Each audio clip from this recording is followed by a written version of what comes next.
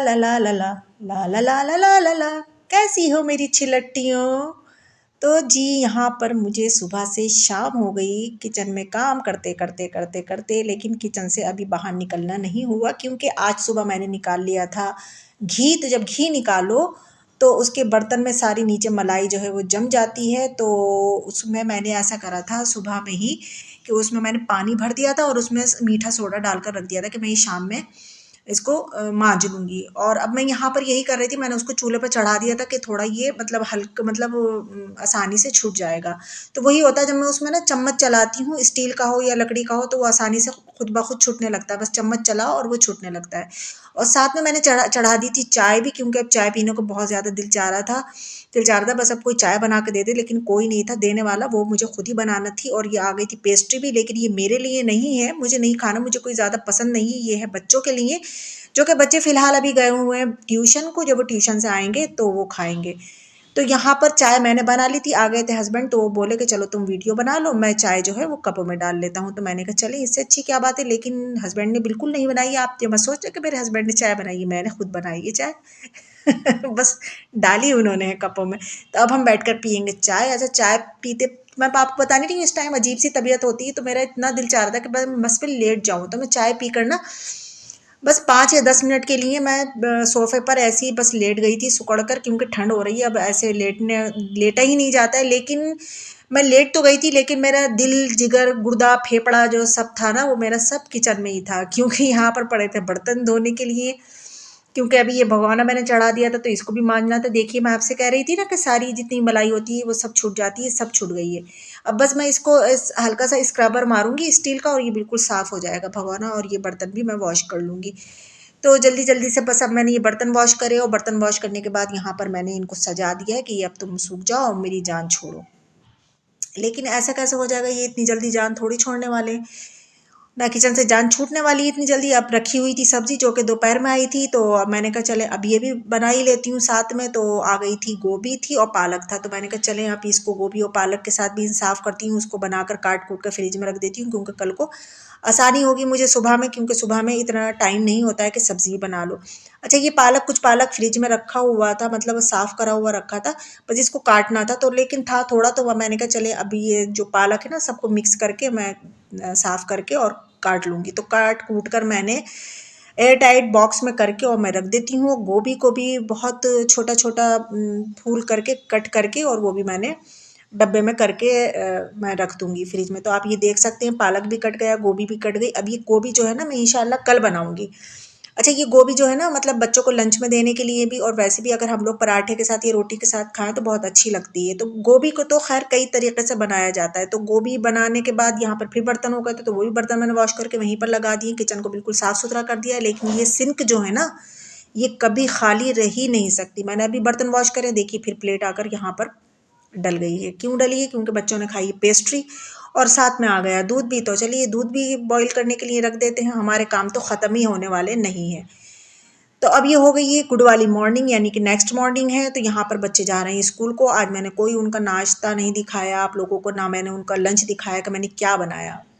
मैंने कहा चलें बच्चों को रुखसत करते हुए दिखाती हूँ। तो बच्चे गए स्कूल, और यहाँ मेरे प्लांट जो हैं बड़े अच्छे ग्रो कर रहे हैं, और घर का फैलावा आप देख सकते हैं। बच्चे गए हैं तो यहाँ पर सब मतलब उनको ब्रेकफास्ट यहीं करते हैं, तो सब फैला हुआ था। तो आकर आ गई मैं किचन में, जल्दी जल्दी से मैं किचन को वाइंड अप करूँगी और अपने लिए और हस्बैंड के लिए बनाऊँगी नाश्ता। हम लोगों ने नाश्ता कर लिया, हस्बैंड भी अपने काम से चले गए, और मैं जो हूँ अपने काम में लग गई। किचन को मैंने सब समेटा, बर्तनों को सब मैंने सिंक में रखा, आटा भी गूंद लिया, आटा गूंद कर रख दिया। सबसे पहले आटा गूंद कर ही रखती हूँ, और फ्रिज में ज़रूरत नहीं रखने की, अब तो बाहर ही रखा जाता है। घी बाउल में था तो उसको फिर से पिघला कर और डब्बे में करके रखा, और साथ में मैंने चढ़ा दी थी गोभी भी। अच्छा, ये वाली इस वाली गोभी को ना हम कहते हैं सफ़ेद गोभी। ये हमारी अम्मी के यहाँ, मतलब वही है, अम्मी से सीखा है। तो हमारी अम्मी के यहाँ बहुत बनती है और हमें भी बहुत अच्छी लगती है। मैंने आपको अभी बताया कि पराठों से ही बहुत अच्छी लगती है और रोटी से भी अच्छी लगती है। तो इसमें बहुत छोटे छोटे मैंने आलू कट करके डाले थे, अच्छे से प्याज और हरी मिर्च डाली हैं मैंने, और हींग है और नमक है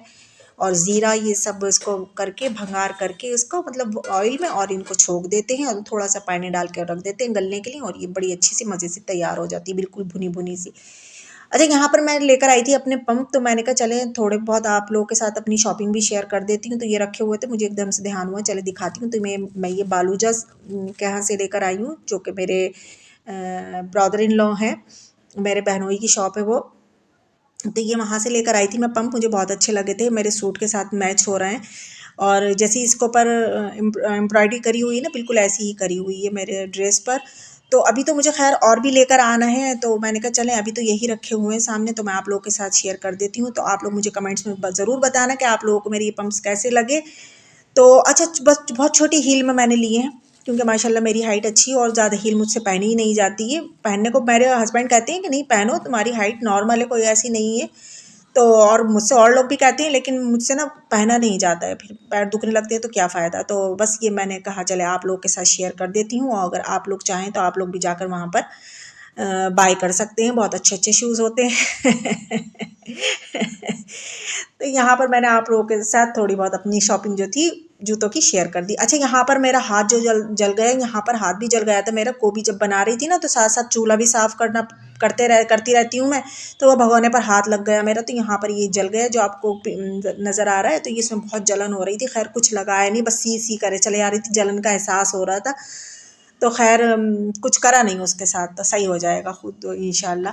अब यहाँ पर फिर फ्रूट चाट ही बना ली, क्योंकि हस्बैंड जो थे बनाना गवावा लेकर आ गए थे, एप्पल पहले से रखे हुए थे, क्योंकि हमारे बेटे को होता है कि जब वो स्कूल से आते हैं तो उनको कोई सरप्राइज़ चाहिए होता है। तो मैंने कहा था कि बनाना ला देना मुझे, मैं उनके लिए फ्रूट चाट बना कर रख दूँगी। तो मैंने कहा चलें फ्रूट चाट भी साथ साथ बना कर रख ही देती हूँ।